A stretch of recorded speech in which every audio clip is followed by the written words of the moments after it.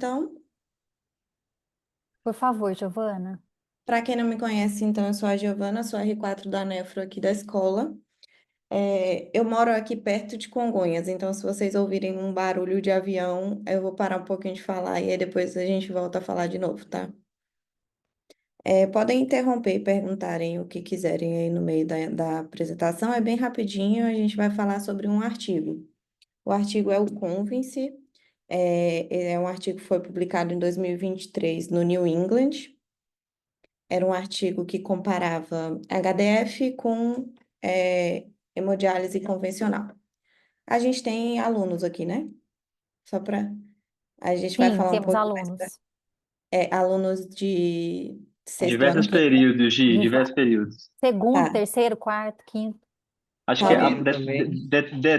detalhe muito de diálise, acho que não é muito foco daqui, assim. Na Não, prática, tranquilo. Só o para foco é saber assim o que falar, eu vou falar bem rapidinho dos detalhes da diálise, Tá, só os importantes. boa. tá. Mas se Mas eu você prometo puder, que se ficar dúvida, boa. assim, e se ficar dúvida depois, e se ficar uma coisa não muito clara para vocês, vocês mandam mensagem pro Caio que ele falar comigo que a gente combina de discutir diálise, mas vamos fazer um geralzão da apresentação Tá, também. tá bom. Mas se puder só explicar a diferença das Claro, duas, já dá claro, uma, já, É, Giovana, já ajuda bastante.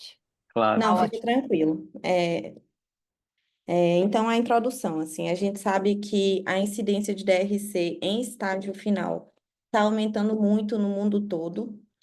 A terapia de substituição renal é uma forma de tratamento de suporte de DRC em estágio final. E a HD convencional ou a HDF, os dois são métodos aceitos e usados ao redor do mundo todo. A hemodiálise convencional é a mais usada no geral no mundo. Isso aqui é um gráfico que não é do estudo, eu só trouxe um gráfico feito com uma base de dados dos Estados Unidos, só para mostrar mortalidade, na verdade, é sobrevida em 5 anos dos pacientes em hemodiálise, para a gente ter uma noção do quanto esses pacientes morrem mesmo, assim. Às vezes eu até brinco com as meninas que a gente, quando o paciente na diálise morre, a gente fica surpreso, assim, né? Nossa, fulano morreu e estava tão bem, mas a gente tem que saber que os nossos pacientes, eles têm uma alta mortalidade. A sobrevida em 5 anos, se vocês olharem essa seta cinza, ela, que é a de 2016, a sobrevida em 5 anos dos pacientes com uma média de 45 e 64 anos é quase 50%. Então, quase 50% dos nossos pacientes não vão viver 5 anos em diálise. Só para a gente ter uma noção do quanto é importante a gente avaliar métodos e intervenções que a gente possa fazer para tentar mudar a mortalidade nesse grupo de pacientes. É, então, um pouquinho da diferença bem básica e simples do que é HD e HDF. A gente sempre tenta comparar os métodos de diálise. A hemodiálise, a gente usa o método de difusão, que é como se a gente estivesse pensando que a gente está colocando um saquinho de chá num copo com água. Então, a gente tira, as impurezas, os solutos dentro do saquinho por difusão para aquela água limpa que está no copo. Já a hemodiafiltração, a gente usa outro método de diálise, a gente usa a convecção, que é quando a gente, por arraste, com pressão da água, a gente consegue tirar moléculas, principalmente moléculas maiores, moléculas de médio tamanho. Então, quando a gente fala de diferença de hemodiálise convencional para hemodiafiltração, quer dizer que na hemodiafiltração a gente está associando a esse método a convecção, o método convectivo de tirar moléculas pela diálise. E aí, eu botei essa foto para pensar, será que realmente o inovador, que é a HDF, que é o nosso morango do amor, será que ele é tão melhor assim do que a nossa maçã do amor, que é a nossa hemodiálise convencional, né? Será que isso muda a mortalidade? Essa inovação realmente é tão boa assim? E aí começaram a surgir vários estudos para tentar provar isso, para tentar mostrar eh, se a HDF mudava a mortalidade nesses pacientes ou se era só um método que não agregava em desfecho duro, né? E aí a gente tem vários estudos. Eu só coloquei alguns deles aqui como exemplos. Eles têm um N razoável, não é um N alto, todos eles.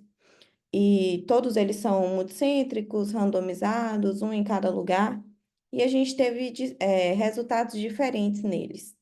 Esses dois primeiros, eles são um de 2012 na Holanda, um de 2013 na Turquia, com um N parecido, e os dois não mostraram diferença de mortalidade. E a gente observa que os dois, eles tiveram um volume médio de convecção, o primeiro de 20 litros e o segundo de aproximadamente 17 litros.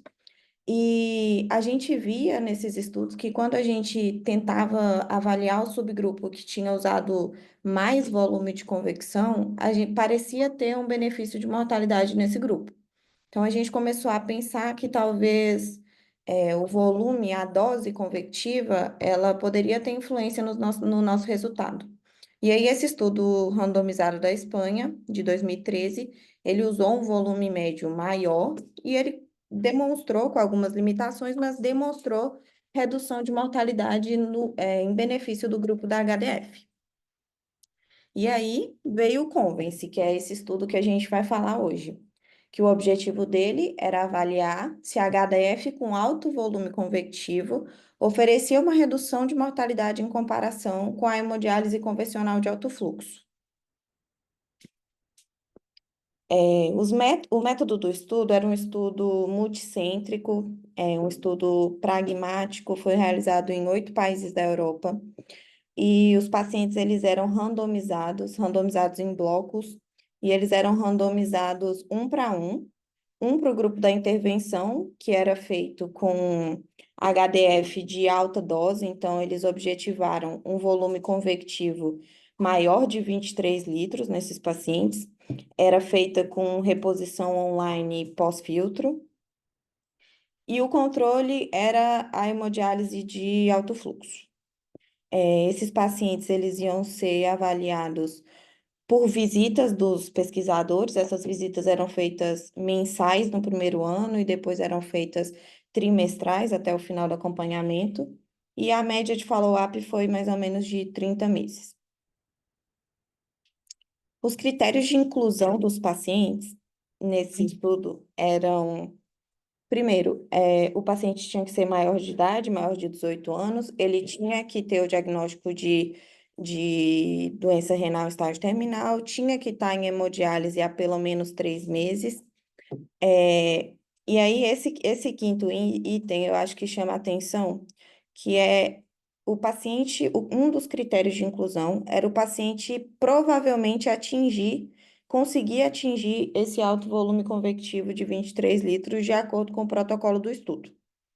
Ele tinha que conseguir fazer mais do que 4 horas em cada sessão e fazer 3 sessões, e tinha que estar disponível para o protocolo do estudo, né? Tanto para preencher os formulários que eles tinham que preencher, quanto para nas visitas dos pesquisadores também eles tinham que estar disponíveis. E os critérios de exclusão, eles colocavam como critério de exclusão ter uma expectativa de vida menor do que 3 meses, o paciente ter uma grave não aderência, né? Ele faltar muito nas diálises ou não conseguir cumprir 4 horas, ele já ter feito HDF antes, nos últimos 90 dias, ele ter um planejamento de fazer um transplante com doador vivo em menos de 6 meses, e o quinto item também chama atenção, que qualquer evidência analisada pelos pesquisadores de que ele tivesse uma comorbidade, alguma doença, algum medicamento que ele tomava, alguma coisa que pudesse interferir de alguma forma no estudo, ele também era excluído. Ele não podia estar em outro estudo e se ele ficasse indisponível por mais de 3 meses, ele também era excluído do estudo. Essa tabelinha aqui, eu coloquei mais para o pessoal da Nefro mesmo ver como eles faziam o protocolo para tentar atingir esse volume convectivo. Então, o primeiro passo, eles sempre tentavam atingir as 4 horas de sessão. Depois disso, eles mexiam no fluxo de sangue do paciente, então eles ajustavam como eles conseguiam aumentar esse fluxo, melhorar a agulha, e depois eles começavam a mexer no capilar, na área do capilar, e se no final de tudo isso, que eles mexeram em tudo, eles não conseguissem, atingiu os 23 litros, esse era o volume convectivo máximo que aquele paciente ia atingir. Aqui a tabela 1 do estudo, eu cortei em 2 slides para a gente conseguir ver. Deixa eu ver se eu consigo tirar vocês daqui. Para eu. Aqui. É, essa é a tabela 1 do estudo que mostra as características dos pacientes. E importante alguns pontos para a gente. A idade média foi parecida nos dois, tudo é muito, os pacientes são muito homogêneos nos dois grupos, tanto no grupo da HDF quanto na hemodiálise convencional. Algumas coisas que mais chamam a atenção nesse estudo é que os pacientes não parecem muito com os nossos pacientes. A média de idade era de 62 anos, a gente costuma ver paciente um pouco mais velho. Se a gente olhar em presença ou não de doença cardiovascular, a maioria dos pacientes, eles não tinham doença cardiovascular. Se a gente olhar em diabetes, a maioria dos pacientes também não tinha diabetes. Fumar, uso de tabaco e álcool, a maioria também não usava e nunca tinha usado e também não estava em uso no momento da diálise. Opa. Ixi,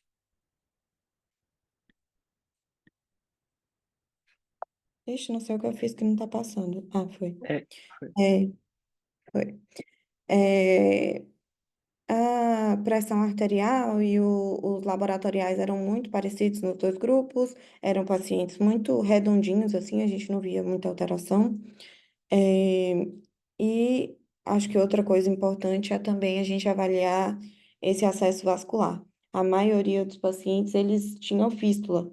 Isso também influencia um pouco na questão daquele critério de inclusão de que os pacientes, eles provavelmente iriam atingir aquele volume convectivo, né? Com a fístula, a gente consegue dar um fluxo de sangue maior e atingir o volume convectivo que o estudo objetivava. De desfecho, o desfecho primário desse estudo era mortalidade por qualquer causa, e os desfechos secundários eram causas específicas de mortalidade, hospitalizações por qualquer causa e por infecção, transplante renal e os desfechos cardiovasculares, seja eles fatais ou não fatais, IAM, AVC, intervenção vascular, amputação de membro, eles colocavam várias coisas, stent, tudo de vascular, como desfecho secundário. Na análise estatística, a análise prévia, a determinação prévia para esse estudo, feita para esse estudo, atingiu um poder de 90%, com um erro tipo 1 de 5%, e mostrando uma redução de risco de 25%. Com um follow-up de 2,5 anos, de 2 anos e meio, analisado isso com uma base estatística de 40% de mortalidade, que é o próximo daquilo que eu mostrei naquele slide prévio, né, que os nossos pacientes morrem mais ou menos 50%, então eles botaram uma taxa de mortalidade de 40%, eles precisariam atingir um N de 1.800 pacientes. Esse foi o cálculo prévio do estudo. E aí, de resultados, essa tabela mostra sobre o recrutamento dos pacientes, e logo de cara a gente vê que eles não conseguiram recrutar o número-alvo, que era atingir um N de 1.800, né? Mais ou menos 1.300 pacientes foram randomizados, e no grupo da HDF, 649 completaram o estudo, e no grupo da hemodiálise, 648 completaram o estudo. E aí, se vocês verem ali na legenda, esse estudo, ele recrutou paciente entre novembro de 2018 e abril de 2021. E aí, esse foi o grande problema de não conseguir recrutar pacientes, porque foi bem no auge do Covid. Então, era difícil tudo, recrutar paciente em hemodiálise para estudo era ainda mais difícil. Então, acho que essa foi o grande ponto desse estudo. E aí, aqui tem a tabela principal dos estudos, que mostra, na primeira linha, o desfecho primário, né, que era morte por qualquer causa. E aí, a gente observa que morreram 118 pacientes no grupo da hemodiálise convencional, desculpa, no grupo da HDF e 148 no grupo da hemodiálise convencional. Isso mostra uma redução de 23% de mortalidade entre os dois grupos, e isso teve significância estatística. O que chama a atenção é que se a gente for avaliar os desfechos secundários, morte por causa cardiovascular, a gente teve 31 no grupo da HDF e 37 da hemodiálise. E a gente teve a gente teve uma diferença nesses resultados, mas não teve significância significativa. Não teve, esse resultado não foi significativo, né? Isso chama a atenção não só por não ter significância, como também por ter sido nos dois grupos abaixo do esperado, né? O cálculo esperado na estatística era mais ou menos de 40% de mortalidade, e foi menor nos dois grupos. Se a gente vai analisar a morte por infecção, incluindo o COVID, a gente vê que teve uma diferença estatística na redução de mortalidade em benefício do grupo da HDF. Então, a gente fica questionando esses resultados, né?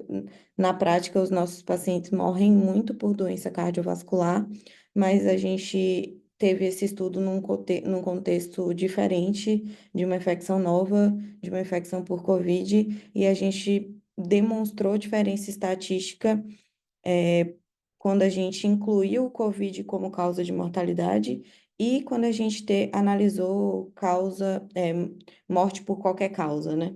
Por cardiovascular, a gente não teve essa diferença. A gente não observa essa diferença nos outros desfechos, nem desfecho cardiovascular, fatal ou não fatal. A gente não vê diferença também nas hospitalizações por qualquer causa, incluindo infecção por COVID. Então, acho que esse é o dado mais importante desse estudo. Aqui é a tabela com o gráfico de Kaplan-Meier, que mostra para a gente as curvas se abrindo mesmo e mostrando que a gente teve diferença, em percentual de mortalidade mesmo desses pacientes, né? Os pacientes em HDF morreram menos. E aqui é a tabela que mostra a análise de subgrupo desse estudo.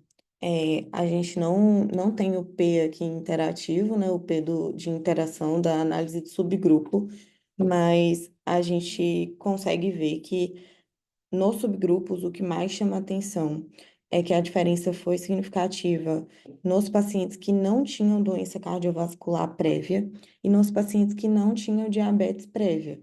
Principalmente essas foram os dois grandes grupos, assim, que a gente consegue ver essa diferença estatística, né? Que é um pouco diferente da nossa prática. A gente quase nunca vê paciente assim, né? Em diálise, sem doença cardiovascular e sem diabetes. É, pequena a nossa população nesse grupo. E aí, o que aprendemos com o Converse? O Converse foi um estudo que comparou o HDF com o HD convencional, que teve o maior N, e apesar de várias limitações, ele demonstrou um resultado positivo, com redução significativa de mortalidade em benefício da HDF. Eu coloquei essa frase aqui, né, que ainda é longe da nossa realidade, a gente não tem muito contato com HDF, e como tudo na medicina, não deve ser tomado como verdade absoluta, mas individualizado caso a caso. E aí, depois de eu colocar isso aqui, que é muito longe da nossa realidade, Caio me mandou esse artigo aqui, que é um artigo que foi publicado esse ano, um artigo brasileiro, sobre mortalidade em HDF. Foi um estudo observacional.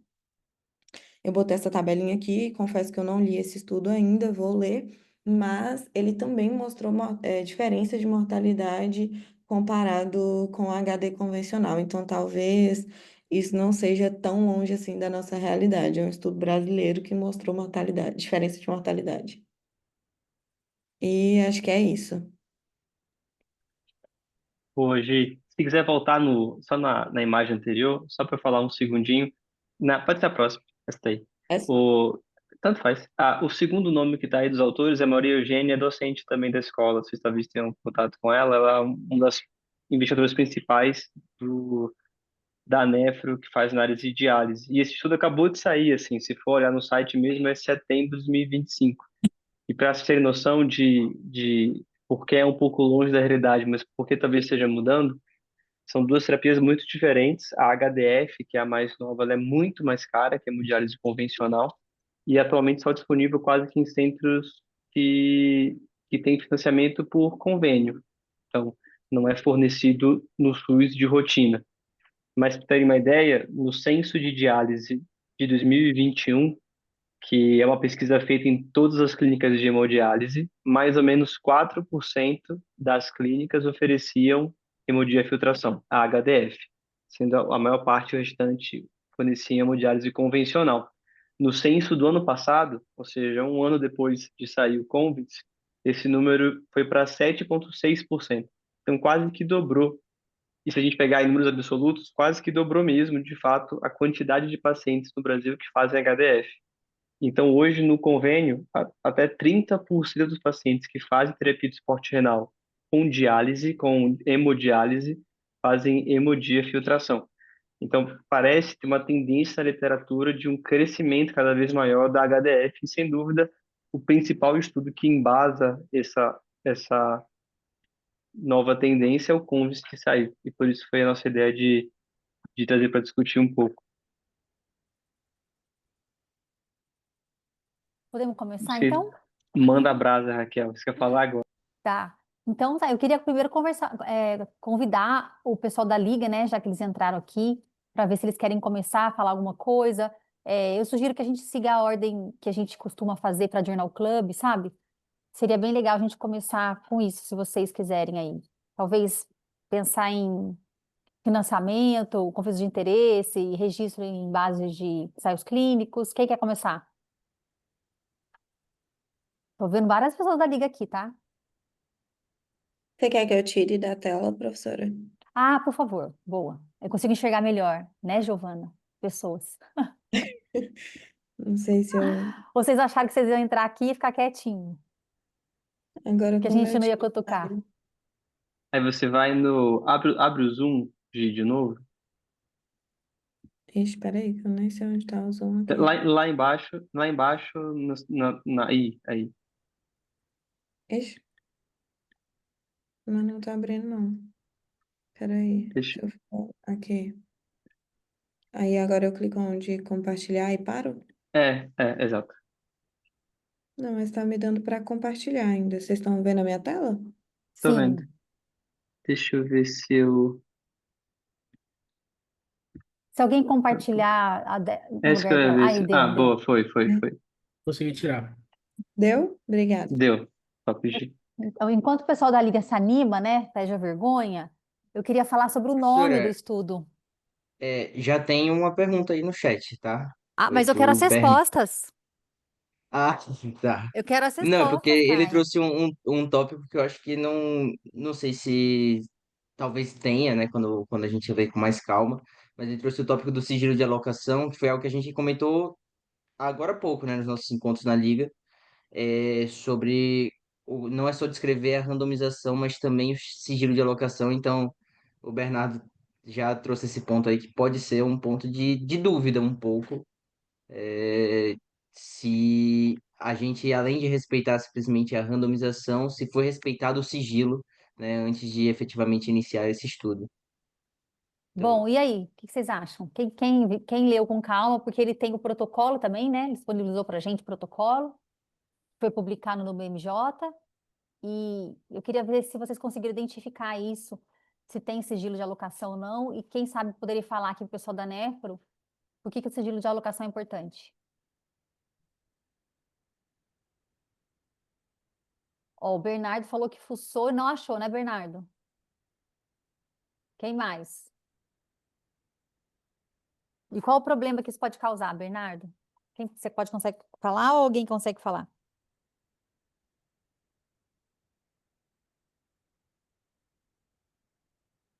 Vamos lá, gente. Viés, boa. Essa resposta é. 50% de probabilidade de acertar, né? Quando fala viés. Qual o problema? Viés. Sim.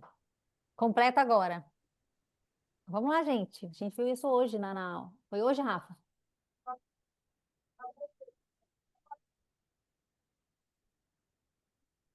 Vocês estão me ouvindo?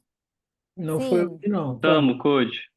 Eu acho que eu vou por residente meu para falar daqui a pouco, hein? Então bem quietinhos também, né? Tá vendo? Mas eu acho que o Bernardo tocou num ponto muito interessante, né? Eu acho que não, talvez não fique claro, pelo menos para mim, não sei se a Raquel pode comentar depois, mas acho que em relação à randomização, eu acho que talvez não ficou muito claro se ela foi estratificada por centro ou estratificada talvez por variáveis de risco, né? Diabetes, idade avançada. Talvez a Raquel possa destrinchar isso um pouco melhor depois. E os centros são heterogêneos entre si, né? Por mais que a gente tente uniformizar, né, quais centros que vão entrar no estudo, cada centro vai ter talvez seus recursos e limitações aí, né? E tem a questão de alocação, né? Acho que o blinding aqui, o cegamento é impossível, né? O médico sabe quem que é o paciente que está fazendo HDF e sabe quem que é o paciente que está fazendo HD. Isso acaba que você não consegue esconder isso, tanto de quem está coletando os dados, quanto de quem está cuidando propriamente dos pacientes, né? Isso realmente pode levar a um viés, porque eu posso ser tendencioso a tentar cuidar um pouco melhor de quem está fazendo hemodiafiltração em relação a quem está fazendo alto fluxo, hemodiálise com high flux, né? E isso pode realmente ter um viés aí em termos de condução clínica, né? Então, acho que o Bernardo tocou num ponto muito interessante, muito válido mesmo, né? Tá. Eu acho que o É, fato do mascaramento ser complicado de ser efetivado, talvez até acenda mais para a importância do sigilo de alocação nesse estudo, né? No sentido de proteger essa randomização antes desse paciente efetivamente entrar nos grupos do estudo, já que o binômio, né, assistente-paciente, vai terminar sabendo em qual grupo ele está durante o segmento. Então, eu sei que talvez a gente seja muito idealista ao pensar que todos os estudos vão, ou deveriam pelo menos, né, trazer como é que foi feita a proteção dessa randomização depois dela ser gerada, mesmo que hoje em dia a maioria seja feita por software, e ainda existem, né, vários relatos que a gente vê na liga muito de como quebrar esse sigilo e quais os efeitos disso. Mas eu acho que no caso de estudos que não têm uma possibilidade de mascaramento muito fácil, acho que é ainda mais importante o ponto que o Bernardo trouxe. Então, achei legal ele ter trazido isso. Tá dando pra ver? Tá assim. tá sim, Rafa. Só aumenta um pouquinho, você consegue? Para ficar um pouco Sim. maior? Eu Boa, acho, boa. pessoal, a gente, a gente começa pelo protocolo, né? É, um ponto interessante que eu acho que a gente tem que falar aqui para todo mundo é o seguinte: a gente está avaliando agora o viés de seleção desses pacientes, certo?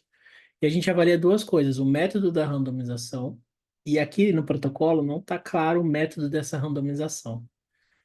Ele só está falando o tipo da randomização. Ele falou realmente que foi uma randomização 1 por 1 e uma randomização estratificada por centro. Um outro aspecto, né, bem interessante, é que todo ensaio clínico randomizado pode ter, é a gente manter essa alocação desses pacientes ocultada.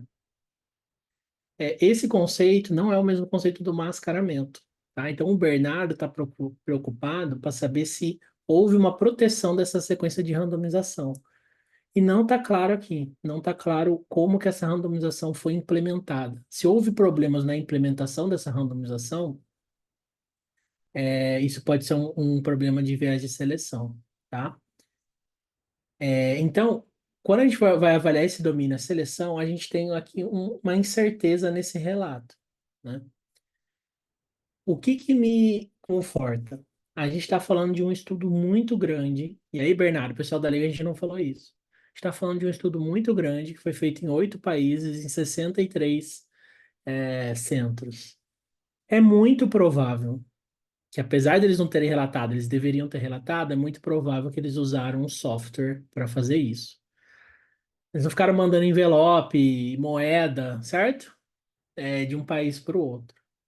Outra coisa que conforta muita gente é aquela tabela, né, que não tem um desbalanço óbvio, apesar de que a tabela não vai falar que a randomização foi bem feita.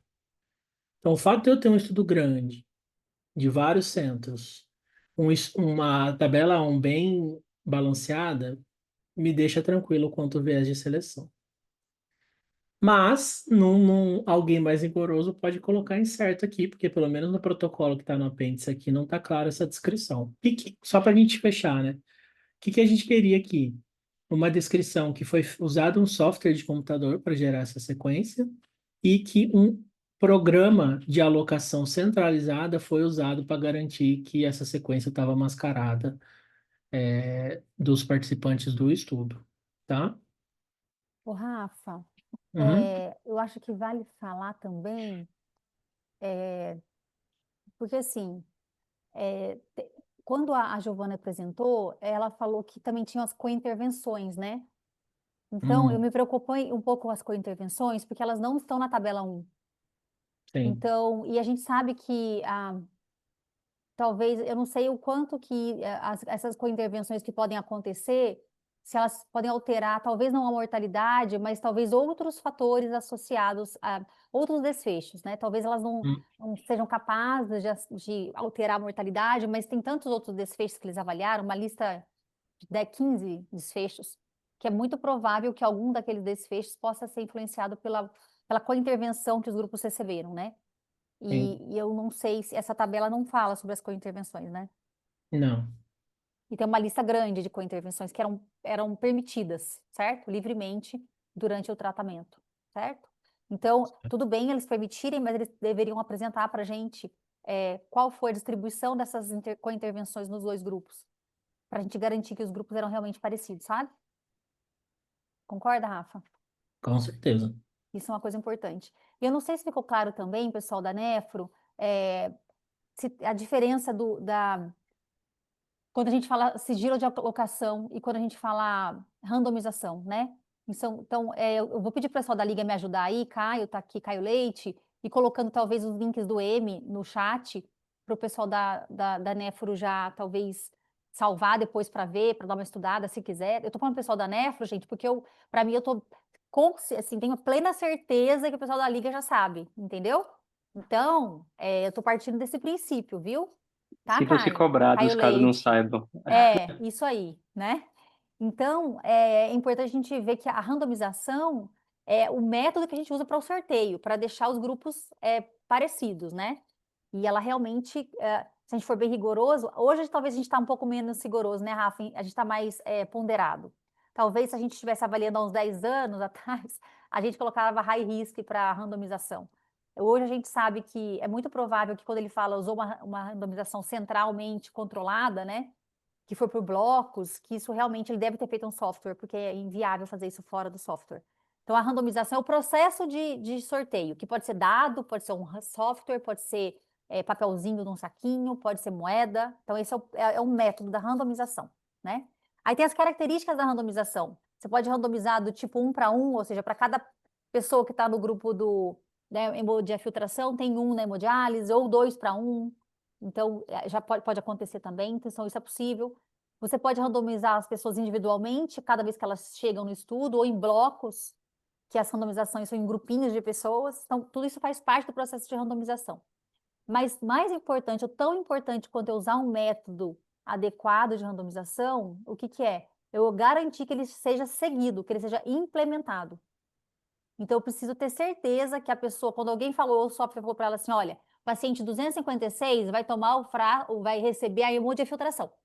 Que realmente ele recebeu a hemodiafiltração, que essa pessoa não mudou ele de grupo, que ela não trocou ele de grupo por querer ou sem querer. Então, eu preciso garantir isso, tá? E a gente já sabe que para a gente garantir isso, só tem um jeito, né? Que é proteger essa sequência dos próprios pesquisadores. Então, é o que eu falo, quem é a maior ameaça para uma boa pesquisa? O pesquisador, né? Então, é o pesquisador. Então, a gente precisa proteger o estudo da gente mesmo. E quando a gente faz isso através de uma central telefônica, através de um headcap, ou através de um modo mais simples, né, mas que também é efetivo, que é envelopes selados, lacrados, numerados sequencialmente, isso também diminui o risco da tentação da gente ir lá e abrir o envelope, ver o que está escrito, achar que o paciente fica melhor num grupo do que no outro, e desviar e burlar aquela sequência de randomização, tá? Então, acho que o Caio vai colocar os 2 textos aqui, para a gente ver a diferença da randomização e do sigilo de alocação, tá bom? E depois a Já coloquei diferença lá, do professor. sigilo, já colocou, Caio, obrigada, do sigilo e do mascaramento, né? Então, são coisas bem diferentes, a gente pode até depois marcar um dia para a gente explicar sobre isso. E o que o Bernardo colocou é que também não tem dados sobre o sigilo, certo? É isso, Bernardo? Legal. O que ele tinha que ter colocado? O que vocês acham? Ah, legal, Melissa. Ele tinha que ter colocado que esse ECRF System garantia o sigilo de alocação. Ele garantia a alocação irreversível dos pacientes antes de falar para os profissionais se o paciente ia receber HDF ou o Uhum. HiFux, certo? Tinha Mas que ter tá escrito escrito isso? aqui. Não, não tinha que Ah, estar. tá. Ah, bom. Porque senão eu não Tinha que li estar isso. Ah. escrito. Ele tinha que escrever, olha, a randomização foi feita por um software e o sistema garantiu a alocação irreversível do paciente no grupo antes de falar para todo mundo que grupo que o paciente ia cair. Tá. Eu sei A que a Mel... gente fala. A Mel falou? Não, eu vou mudar, eu vou falar da estratificação agora. Se eu for falar, Não, não, eu quero falar, Rafa, porque às vezes fica muito abstrato ficar falando de sigilo de alocação, né? tem. Sem Eu falar o acho que quê? ninguém entendeu o que a gente quis dizer aqui. A Então, eu gente é também meio acho. Eu também cheguei a essa conclusão, acho. Aí, por exemplo, eu queria contar a história do. da Como é que apendicite, fala? vai. É, não é apendicite, é colicistite. Toda vez É ele fala que é apendicite, colicistite. mas é colicistite. Viu? Colicistite. 2-1. Então, vai. É só um estudo, esse é um estudo real que aconteceu, não foi aqui na escola, claro, senão eu não ia contar, que era um estudo que queria comparar, de alguns anos atrás, tá? Nem foi no Brasil, comparar a cirurgia aberta com cirurgia fechada para colistectomia, num pronto-socorro, num serviço de urgência, hospital universitário. E aí a randomização foi feita bonitinho, foi feito um cálculo de amostra, lá, sei lá, 100 pacientes em cada grupo, 200 pacientes em cada grupo, e aí esse resultado da randomização foi colocado em envelopes que foram colocados numa pilha lá no centro cirúrgico, lá no serviço de cirurgia.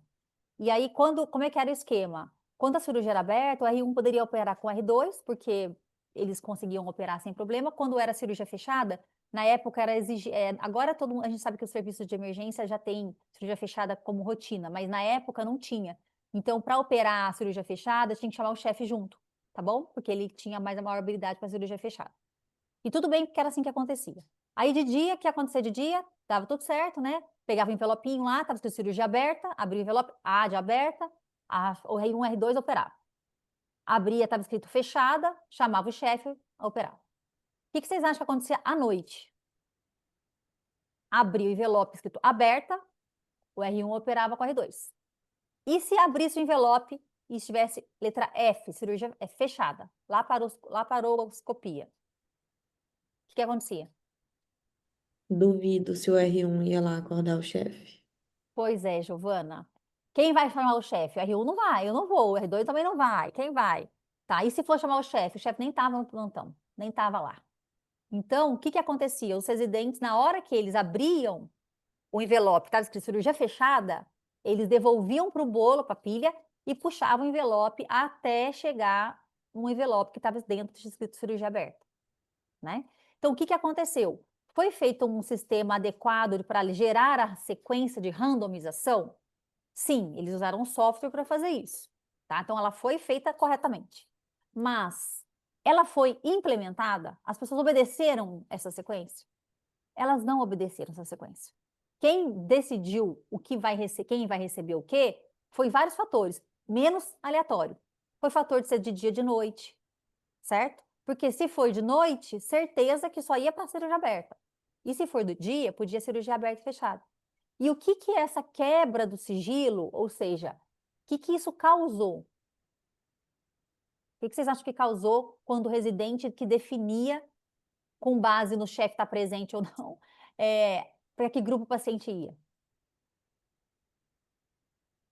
que que pode ter acontecido? Para que que a gente randomiza? Não é para deixar os grupos parecidos? Então, quando você direciona a randomização, o que que aconteceu? De dia, geralmente, de dia a gente tem pacientes mais graves ou menos graves do que à noite? Menos graves. Geralmente, à noite, os pacientes mais graves, cirurgiões mais cansados, anestesistas mais cansados. Então, os pacientes que foram para a cirurgia aberta, ou seja, à noite só teve cirurgia aberta, eram pacientes mais graves que os pacientes do grupo da cirurgia fechada. Então, isso desbalanceou os grupos em termos de gravidade. Pode ter desbalanceado os grupos em termos de gravidade. E aí, no final das contas, se falar que uma cirurgia aberta é melhor que a fechada, alguém pode falar, ou o contrário, alguém pode falar, não, mas espera aí, não foi exatamente isso. Num grupo a gente tinha pacientes mais graves, no outro menos graves, e na verdade o fato de ter melhora ou piora não é pela cirurgia em si, mas pela gravidade do paciente. Ele já ia ter pior prognóstico mesmo. Então aí a gente acaba com a randomização, certo? Então, se a gente tivesse, nesse mesmo caso, numerado os envelopes por fora, sequencialmente, né, de 1 a 100, lacrados os envelopes opacos, a gente minimizaria o risco do residente ir lá, abrir o envelope, fechar o Devolve. envelope e devolver, né? Certo? Então, minimizaria. Melhor ainda usar o software, né? Então, hoje, o software, ele ainda é pago, né? E não é um valor razoável, tá? Mas o envelope resolveria bem um problema num estudo pequeno, né? Tudo bem? Vocês viram a diferença? Então, não basta eu fazer uma randomização, um método adequado. Eu preciso garantir que ela vai ser implementada. Como que eu faço isso? Escondendo a sequência dos pesquisadores e de todo mundo que está envolvido no estudo. Tá bom? Professora, eu acho que assim, uma coisa bem rápida que eu queria comentar, porque eu acho que o professor Rafael vai falar sobre estratificação já, mas até aproveitando que a senhora trouxe esse exemplo, que a senhora já citou em aula, né, da cirurgia, e tem uma coisa interessante da gente falar aqui, que é algo que a senhora também sempre fala. A cirurgia, por natureza, a gente não mascara. Aqui a gente também está lidando com o estudo open label, né? Mas é importante também lembrar, inclusive para quem for usar essa evidência para argumentar, né, alguma prática, que o fato de não poder mascarar não perdoa esse estudo e não deixa ele blindado do viés de condução, por exemplo, viés de performance. Então, eu acho que isso também é algo inerente a esse estudo. A partir do momento que ele é open label, tudo bem, você vai argumentar, não tem como eu mascarar a máscara de hemodiálise, de infiltração. Tudo bem, mas, querendo ou não, a gente tem esse viés se o pesquisador ou aquele médico assistente acreditar muito na proposta da hemodiafiltração, vai que ele terminou forçando mais a barra para um lado que para o outro em pequenas atitudes que, acumuladas, têm algum efeito ali no final das contas, né? Perfeito, Caio, perfeito isso que você colocou. E a gente fica, como não dá para ser duplo cego, né? A gente tenta minimizar esse impacto. Uma das formas de a gente minimizar é usar desfechos duros, né? Que dependem pouco da avaliação das pessoas. Esse caso foi mortalidade, que realmente é muito bom. Mas para os outros desfechos, a gente poderia ter avaliadores cegos, né? Vocês concordam? Para os desfechos que não são duros, incluindo até mortalidade associada com alguma causa. Era muito importante que a gente tivesse os avaliadores mascarados, né, em relação à intervenção. E era uma coisa que não é difícil de fazer. Concordam comigo? Nem aumentar o custo do ensaio clínico, por exemplo, né? Concorda? Muito bom. Quer falar, Rafa? Não, acho que é isso. Acho que a gente pode mover. Só respondendo a Mel rapidinho, Mel. A estratificação por centro é porque cada centro teve uma lista de randomização individual. Então, cada centro randomizou para os dois grupos, tá? Não é que cada centro randomizou para um grupo só. É sempre bom estratificar por centro, porque se tiver problema em um centro, você consegue apagar ele do estudo sem ferir a randomização de todos os outros. Então, todo estudo multicêntrico assim vai estratificar por centro, E tá? Um também estudo não. clássico que teve isso foi um estudo da cardio sobre um tipo de diurético específico em paciente com insuficiência cardíaca. E aí, quando você incluiu o estudo completo, não teve diferença. Mas quando você excluiu os pacientes dos centros do leste europeu, que essa é a polêmica do estudo, você teve diferença de mortalidade. Então, até hoje, sempre que o pessoal da cardio justifica que usar essa medicação, fala, no estudo tal não teve benefício, mas excluindo os centros complexos e problemáticos do leste europeu, foi benéfico, então vamos usar. Então, mas tem que ser bem uniforme mesmo, se poder excluir um centro e depois descobrir que esse centro teve algum problema metodológico. Então fica fácil de mudar. Perfeito. Então, assim, vamos focar na mortalidade, né, Raquel? Porque, assim, esse estudo realmente não dá para ser mascarado, então não vai ter viés de detecção na mortalidade global. Mortalidade por todas as causas, pessoal, isso é um problemaço nesse estudo, principalmente na época da Covid, que estava todo mundo falando que as pessoas estavam morrendo de Covid ou com Covid. é um julgamento muito grave. Então a gente tem que tomar muito cuidado nesse desfecho. Bom aqui é que a gente já tem um desfecho que não é influenciável por detecção, que é a mortalidade por todas as causas, né? E que foi significativo. O que realmente me preocupa nesse estudo é o viés de performance. O que que é o viés de performance? O viés de performance é justamente o viés associado à falta de mascaramento, que é inevitável nesse caso, tá? Mas que está associado com o fato dos próprios pacientes ou da equipe do estudo mudarem as cointervenções, mudarem as precauções com os pacientes, e isso pode estar influenciando mais ou menos no nosso desfecho, certo? Só uma dúvida, essas duas métodos são feitos em clínicas, certo? E as pessoas vão mais ou menos para a clínica em um Não. método. Não, Não. A ideia é que a quantidade de vezes que você vai na semana é igual. Só muda que na hora que você liga na máquina A ou na máquina B. É basicamente isso que muda. não. Porque isso seria uma preocupação, porque, por exemplo, vamos supor que em um a pessoa fosse 2 vezes na semana e no outro ela fosse uma vez. Isso é performance, por quê? Ela ia estar 2 vezes mais risco de estar exposto ao Covid, certo? Olha o problema desse estudo está sendo feito no Covid, certo? É, é isso. E, assim, não tem como a gente pensar em diferença de conduta relacionada a precauções de Covid nos dois, né? Vocês concordam que provavelmente é a mesma coisa, certo? E Sim, é para ser talvez, igual. Rafa, Oi? talvez também o fato dos pacientes serem menos graves pode até ter a ver com Covid, né? Porque os pacientes mais graves Eu ia talvez não falar. quiseram participar do estudo, porque eles quiseram evitar aglomeração, entendeu? E fazer a sua diálise em um lugar mais tranquilo. Não, isso também tem a ver pode ter a ver com a Covid, né? Com a gravidade dos pacientes. Exatamente. Com os pacientes mais graves ficaram com medo de participar de um ambiente que tivesse muita gente, né? E sair da sua própria clínica. Isso também pode ter causado esse estranhamento, né, que vocês tiveram dos pacientes que geralmente são menos graves do que esses pacientes que estão em diálise, certo? É, a ideia que ficou foi que talvez nos outros estudos que tentaram encontrar diferenças de HDF, alguns pacientes não conseguiam atingir esse corte de volume que foi falado várias vezes. Aham, Então, nesse estudo, eles quiseram tentar garantir que todo mundo que entrasse no estudo tivesse mais tivesse. condições de atingir esse volume. Então, foi um grupo super selecionado. E talvez por ser super selecionado, ele não representa a maior parte dos É, pacientes. Se você fizesse uma seleção randômica em qualquer centro do Brasil, é, provavelmente os pacientes desse estudo são mais saudáveis do que a maioria dos nossos pacientes que é, estão sendo estudados. Perfeito, Caio. Olha que contrassenso. Você está falando isso pra gente. Em algum momento do texto, ele fala que esse foi um estudo pragmático, né? Que foi um Ele estudo fala várias vezes ser pragmático. pragmático e ainda que pegou dados e para justificar a falta talvez de acurácia das informações, né? Que pegou dados dos prontuários que já eram ali coletados, né? Que não foi feito nada específico para esse estudo, porque esse estudo ele é pragmático. Então, quando vale a pena, né? É para minimizar o erro, ele é pragmático. Quando não é, ele não é mais pragmático, né? Então, é um contrassenso, né? Isso que você está falando, pacientes super selecionados e ao mesmo tempo Sim. pragmático, né?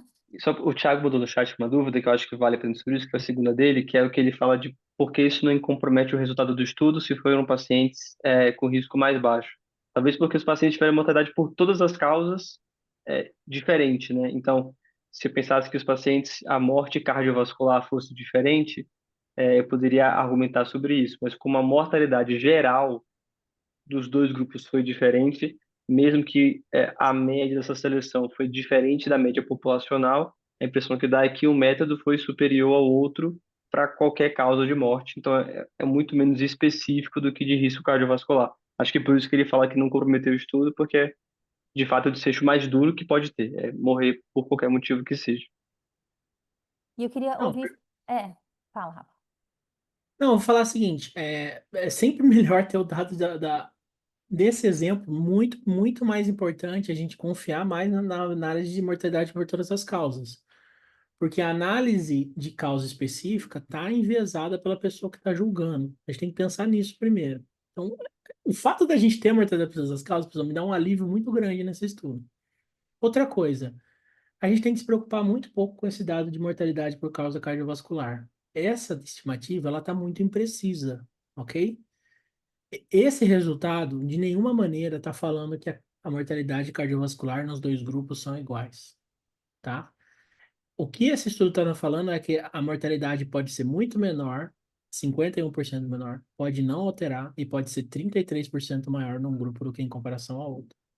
A conclusão correta desse estudo quanto à mortalidade cardiovascular é que a gente não sabe se em um grupo é pior do que o outro, ok? Então, o que que a gente tem aqui? A gente tem aqui mortalidade por todas as causas. Essa mortalidade por todas as causas, ela foi sim, nesse estudo, motivada por eventos não cardiovasculares e eventos relacionados à infecção. Apesar de que a gente está trocando aí esse classificação, né? Por esse desfecho está associado a viés de performance. E eu tive muito pouco evento cardiovascular, o que me impede de ter uma conclusão específica para esse componente de mortalidade, ok? Não dá para concluir nada sobre a mortalidade cardiovascular com um intervalo de confiança enorme desse, tá? Então não dá para a gente falar que foi igual entre os dois grupos. Então, como a gente não vai conseguir concluir muita direção do efeito aqui, e a gente tem a mortalidade por todas as causas, eu acho que vale a gente pensar nessa mortalidade aqui. Pois não, Raquel? Ai, esqueci que eu ia falar. Era uma coisa disso, da mortalidade também.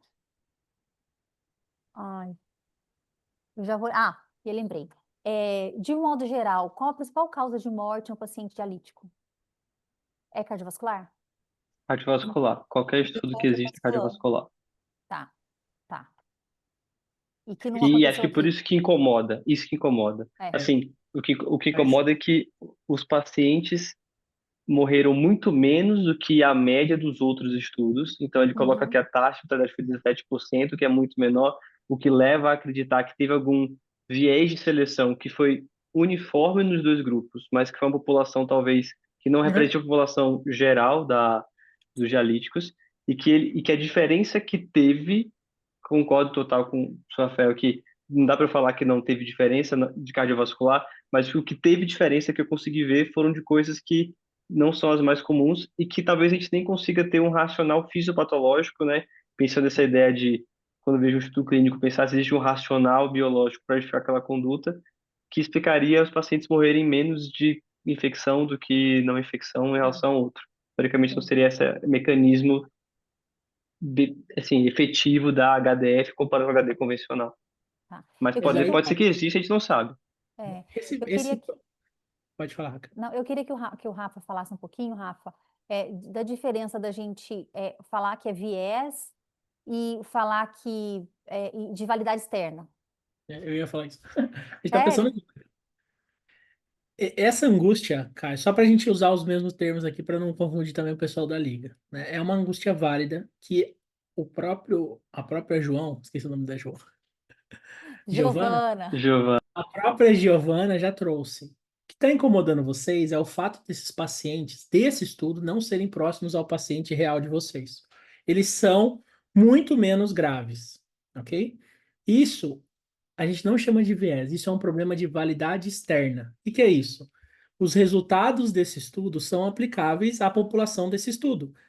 Pacientes bem distantes da realidade de vocês, muito menos graves, que estavam na pandemia de Covid ainda, certo? Então aqui a gente tem um problema de validade externa. Por que que a gente fala que não tem risco de viés de seleção? Apesar de que a gente ficou na dúvida lá da randomização e tudo mais. O problema seria se tivesse um desbalanço nesses dois grupos. Mas os dois grupos têm pessoas suaves, certo? Tanto que a mortalidade cardiovascular foi baixa nos dois grupos. Então a gente não fala que teve um viés de seleção. O estudo, a validade interna está preservada aqui. O problema é, beleza, vamos assumir que tem redução de mortalidade. A gente vai aplicar em quem? Dificuldade. Por quê? A validade externa desse estudo é menor do que é ruim, porque a gente não consegue generalizar para a nossa população. Tá bom? E eu acho que vocês perfeito. mataram a charada. Se a gente for aceitar esse resultado como válido, sempre vai ficar à vontade a dúvida de, olha, mas e se eu generalizar isso para uma população em média mais grave, vai se manter? Não vai dar para responder isso nesse estudo, não vai dar, ok? E o que vocês É, acharam do N, do estudo que foi proposto em 1800 e conseguiu 1300? Que impacto tem isso? A gente sabe o motivo, ele falou, né? Provavelmente era Covid, mas isso tem algum problema? Tem algum impacto? no resultado que ele obteve? Teve alguma influência? A gente tem que ficar preocupado com isso?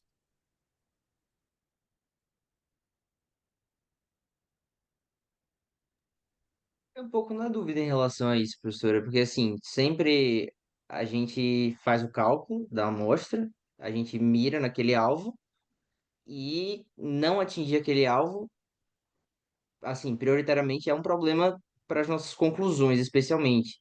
Talvez a gente não chegou a encontrar uma diferença que talvez exista e tudo mais. Nesse caso, ele chegou a encontrar uma diferença importante, mas eu acho que talvez para as outras análises dos desfechos secundários, talvez isso possa ter alguma influência, eu não sei. Eu fiquei um pouco na dúvida se esse viés de atrito, em que ponto exatamente a gente precisa ter alguma preocupação. A justificativa é o Covid, mas, sabe, metodologicamente falando, qual é o problema principal que a gente tem que ter, qual a cautela que a gente tem que ter na hora de concluir algo. Tá. A gente pode dizer que esse estudo teve uma interrupção precoce? Ele foi interrompido precocemente? Ou não?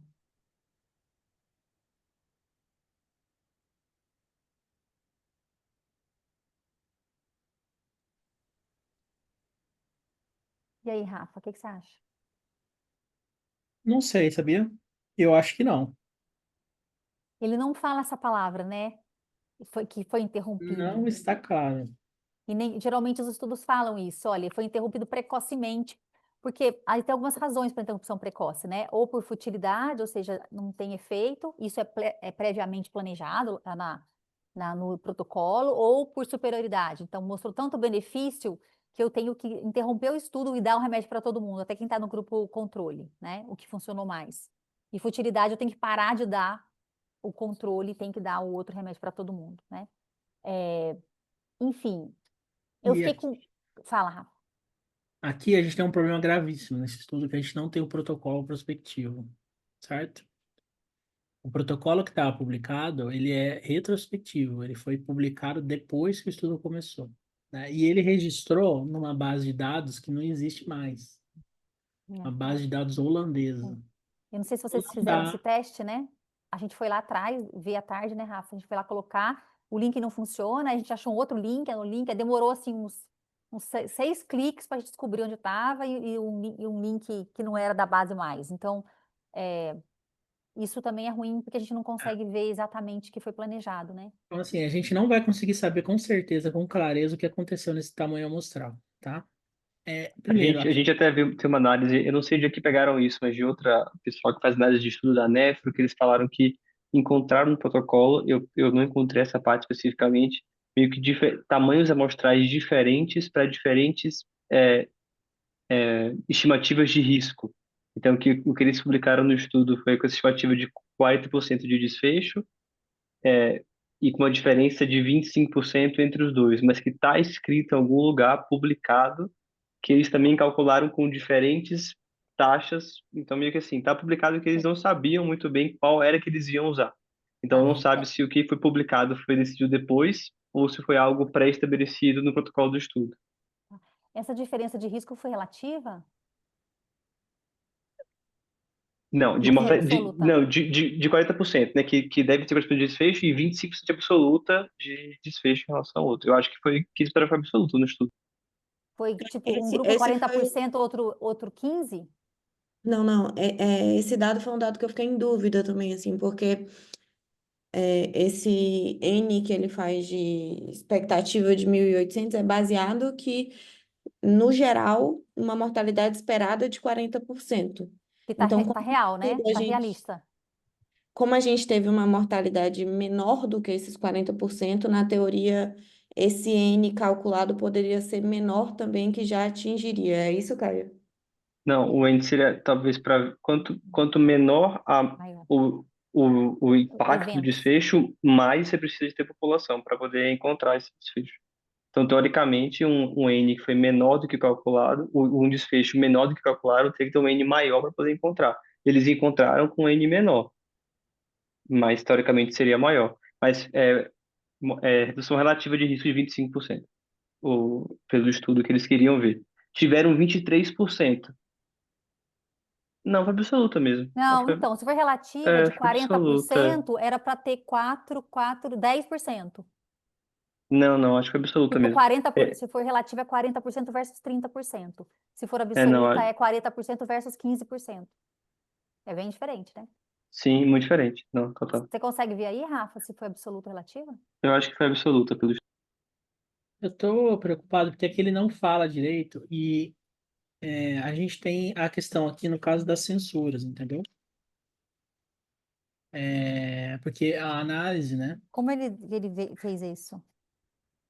Ele usou Hazard, né? ah, ó, tá vendo? Mas que estranho, né? O protocolo assim tá 1.800, né? É. E eu vi na discussão, ele não Ó, fala nada, né? Disso, assim, especificamente, que isso é um problema, que isso é uma limitação. Geralmente os estudos falam, né? Não Acho que atingimos a amostra. jogou na culpa do Covid e foi E pelo Covid não só. conseguimos, é isso aí. Mas não falou o impacto disso, né? Ele não Não. discutiu, assim. Ah, e é provável que que a gente tenha, sei lá, um problema eh, de amostra, isso possa ter causado algum viés, enfim, ele não fala em nenhum momento isso, né? Professora, e esse número de amostra menor do que era esperado no cálculo amostral pode também ter impactado aqueles intervalos de confiança mais imprecisos que o Rafa comentou, né? Sim. Sim. Porque a gente teria, talvez tivesse um pouco mais de eventos, né? Se tivesse um N Exato. maior, Mas certamente. assim, Mas eu também não sei a direção, né?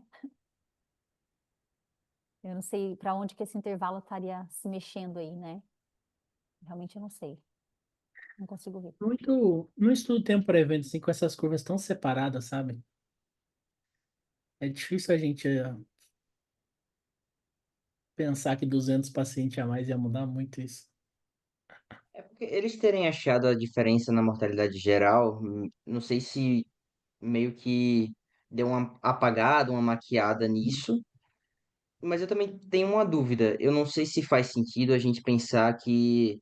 é, Porque quando a gente viu o óbito por Covid, a gente achou uma diferença relevante, não foi? Quando a gente viu só por Covid, eu acho que É. isso Tem um foi achado, subgrupo né? ali. Não tem diferença relevante, não. Porque Ah, eu não sei se óbitos por outras causas ou que sim. foram julgados como outras causas poderiam puxar a mortalidade para um canto e talvez mascarar a cardiovascular, que é o que está mais preocupando os especialistas nesse sentido. Tipo, eles morreram antes de outra coisa. Ou É isso que você tá morreram antes por falando? outra coisa, ou foi julgado como outra causa, o óbito, ou na época Não, estava tendo essa emergência de outro não dá sentido para falar isso. para poder justificar que a mortalidade geral foi de um jeito, mas não foi a causa esperada. Não, Será que ou a hemodiafiltração deixou esses pacientes mais saudáveis e quando eles pegaram Covid, eles morreram menos. Não dá para falar isso, cara. A gente não sabe a direção desse efeito. é a dúvida, né? É, Se por isso que ele eles vão perguntou. argumentar com isso. O que O dá que para ver importa é também a é que mortalidade global, entendeu? É a mortalidade por todas as causas. Eu acho que são muito. dois fenômenos que são interessantes, que são um é que não teve diferença de morte cardiovascular e quando vai nos subgrupos naquele outro gráfico, a gente vê que pacientes mais jovens, a tendência foi que teve um benefício maior para HDF nos pacientes mais jovens em relação aos pacientes mais velhos. Acho que é esse primeiro gráfico daí de cima. Então, os pacientes que não tinham comorbidades mais importantes e os mais jovens. Então, nessa primeira linha aqui, então, paciente com idade menor do que 50 anos, claro que ele cruza o 1, mas a tendência é que ele é muito mais para a esquerda. O paciente que tem mais 65 também ficou ali. O da meiuca ficou na dúvida. Aí, paciente que tem doença cardiovascular, o que não tem, pareceu ter um benefício. O que já tinha, parece que ficou na dúvida. Paciente que ele tem diabetes, o que não tem diabetes, parece ter benefício. O que tem, ficou na dúvida. Então, das teorias múltiplas que já tiveram, o que foi sugerido foi que talvez essa terapia ela não consiga salvar quem já está muito doente, mas quem não está doente ainda, ela impede que a pessoa desenvolva riscos para ter desfecho pior. Mas isso é tudo teoria, não dá para afirmar nada. Então, você gera hipótese e teria que fazer um novo estudo para testar essa hipótese para ver se ela é comprovada. É, Mas eu a tenho uma impressão que ideia deu é que os melhor. mais saudáveis morreram menos. Uma ideia melhor, né, Caio? Temos vários estudos, né? E a gente não tem, a gente tem revisão sistemática, eu achei duas revisões sistemáticas, mas uma delas é mais ampla e uma outra é bem ruim, do ponto de vista metodológico, não tem nem grade, enfim, de 2024. Então, aqui, eu não achei revisão sistemática, tá? Fiz uma busca rápida hoje à tarde, não achei. E temos estudos suficientes para serem meta-analisados e considerar até essas divergências. Se a gente tiver, por exemplo, nos outros estudos, acesso a esses dados de pacientes de subgrupos menos graves e mais graves, a gente consegue fazer as análises separadas também, considerando os outros estudos, né? E não só esse daqui. Eu acho assim, ó, vou deixar o convite aí para a gente marcar um dia só para a gente falar de análise de subgrupo, tá bom? A gente precisa alinhar vários pontos, assim, de como interpretar isso daqui. É bem, bem complexo, né? Então, eu Ainda mais que a gente não tem protocolo, né? não Também. concordo com essas teorias, não. Aí, Caio, só para te deixar do- com vontade da gente. Incomodado. Tá bom, tô É, só falando o que o pessoal sim, discute quando vai justificar, porque na hora que você vê um estudo que não traz o que você esperava, o só, que surge aham. muito é a teoria para justificar o que foi visto. Só para falar, né? Realmente tem essas diferenças estatísticas, mas o que acontece? Esses subgrupos são muito imprecisos para a gente concluir Uhum. alguma coisa, tá? Mas a gente vai discutir um dia só análise de subgrupo. Bom, eu acho assim, são 9h10, né? Eu acho que a É, gente pode. Eu vou dar uma geral. Ficou uma dúvida no chat do Thiago. Eu Tem vou pedir duas, na pra... verdade, Rafa, isso que eu ia falar agora. Tem uma do Thiago que ficou Uhum. mais para trás, que foi sobre o fluxograma. Acho que é até rápido de mostrar. E a outra é a do Bernardo agora, que foi sobre o jeito que ele mensurou, porque ele fez pacientes ano. Então, acho que só para poder tirar essas duas dúvidas antes do senhor fazer o encerramento, pode ser? Não, então assim, a gente não falou, né, hoje sobre o atrito, né, o viés de atrito nesse estudo. Tem algumas preocupações aqui. Tiago, então, eu entendo, né, que você está falando que alguns pacientes fizeram hemodiálise, né, certo? Mas, então eles abandonaram o tratamento no meio do estudo, mas dá para entender que eles acompanharam esses pacientes até eles morrerem, mesmo eles não tendo mais fazendo diálise, por exemplo, tá?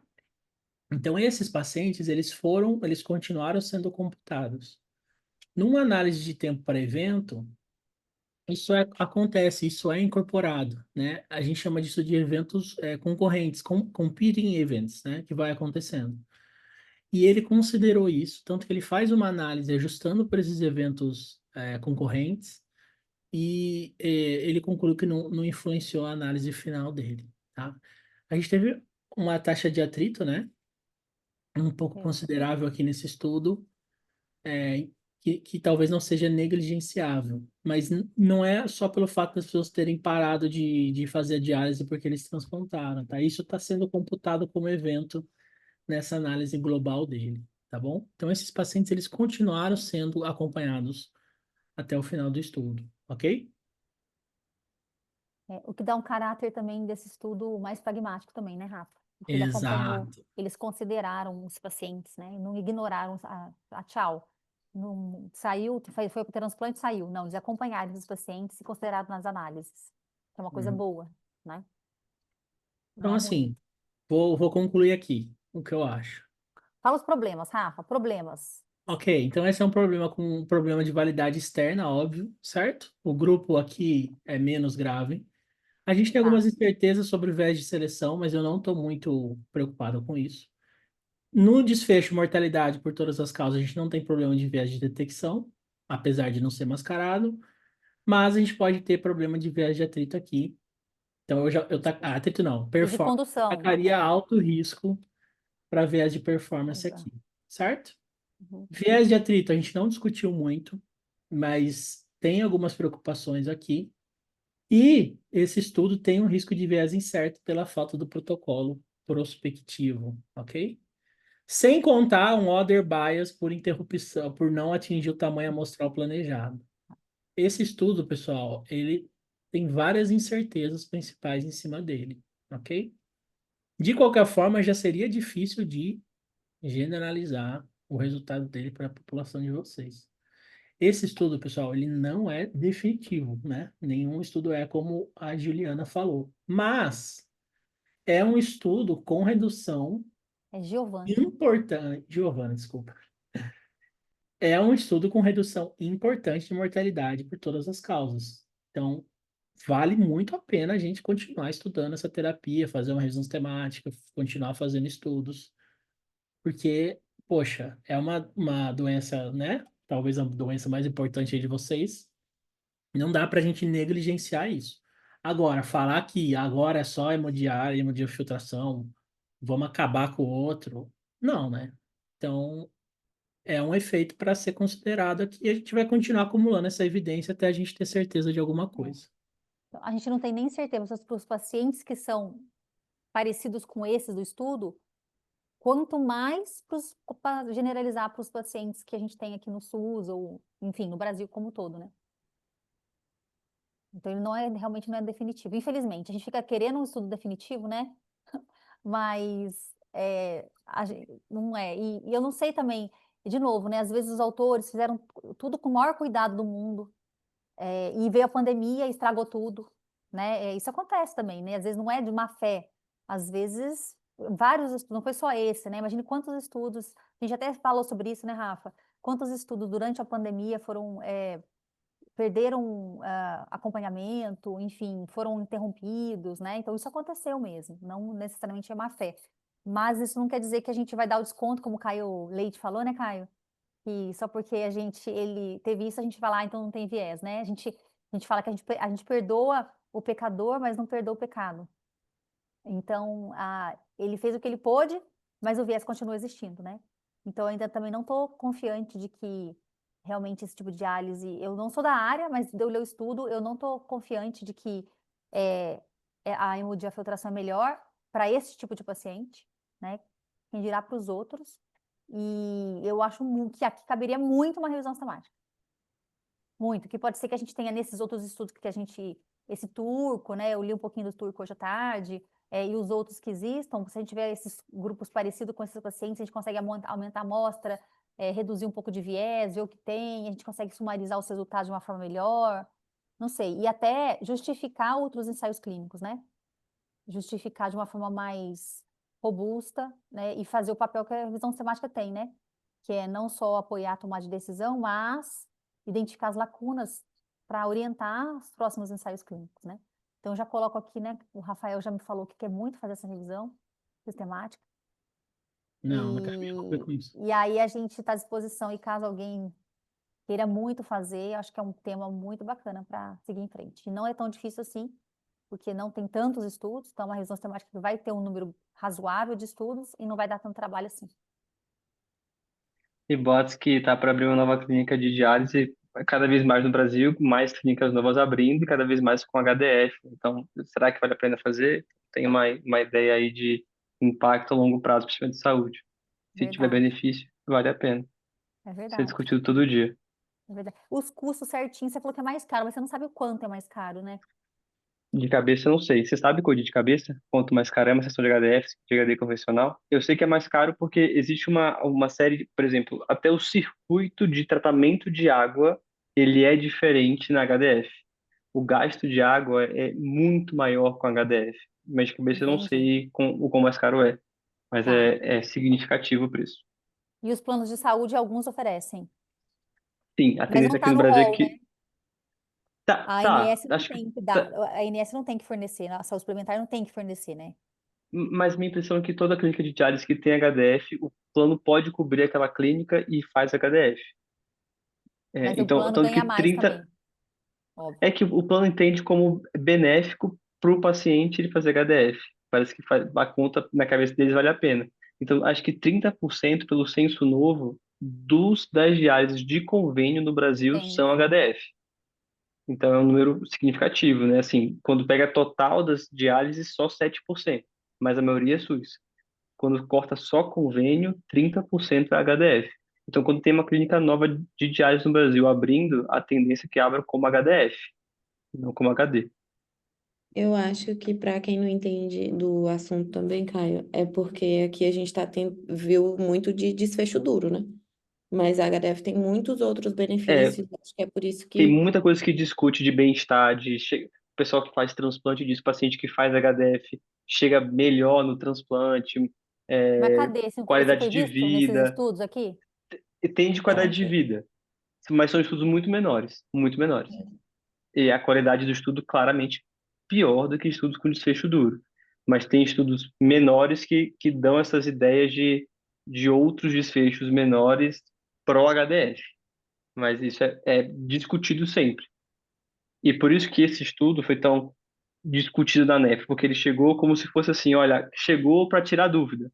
Tirou a dúvida, HDF melhor, acabou, não tem discussão, vai para a próxima pergunta. Então, é discutido assim esse estudo. Ele não foi tudo o que se esperava pelo resultado, mas a ideia foi que finalmente mostramos que HDF é tudo aquilo que a gente vê na prática. É isso que o pessoal dizia, sabe? Eu vejo na prática que o paciente é melhor que o HDF e agora está comprovado. Mas, de fato, isso é cheio de vieses de tudo. Mas tem sinais em estudos menores que talvez tenha benefício. Mas eu vi que o Rafa, tudo de um para baixo lá, não gostou do que eu falei, mas não é minha opinião, tá certo? Isso eu estou reproduzindo o que a gente estuda. Não, ele não gostou. Gostou de você ter Eu nunca falado. gosto de pessoas empolgadas com intervenção. Então, você falou, o dedinho foi para quem estava empolgado demais com isso, principalmente por causa desse estudo. É, a gente desconfia Bom, de muito, né? O tamanho de efeito grande, assim, a gente já fica até. Tomara que seja verdade, né? Mas a gente não consegue confiar nisso ainda, né? é isso aí. Bom, ficou várias coisas para discutir. Vamos marcar outro momento, falar de atrito, selective reporting, que a gente não discutiu, subgrupo. Mas é isso aí, gente. Foi ótimo. E Bora a gente está à jantar. disposição. Oi. Traz um estudo mais complicado aí, né, Rafa? Esse foi bonzinho, assim, né? Não teve nenhum drama, Oi. assim. Foi ruim, mas não foi ruim, né? Vão achar um bem pior aí, Caio, para a gente falar. Porque a gente aprende mais, né? Quanto pior o estudo, mais a gente aprende. Fechado, vou procurar fazer o melhor. Bem, não vai, Gente, você não precisa se Tchau, esforçar gente. muito, não. Tchau, obrigado, gente. pessoal. Obrigada. Tá bom? Beijo, gente. Obrigada.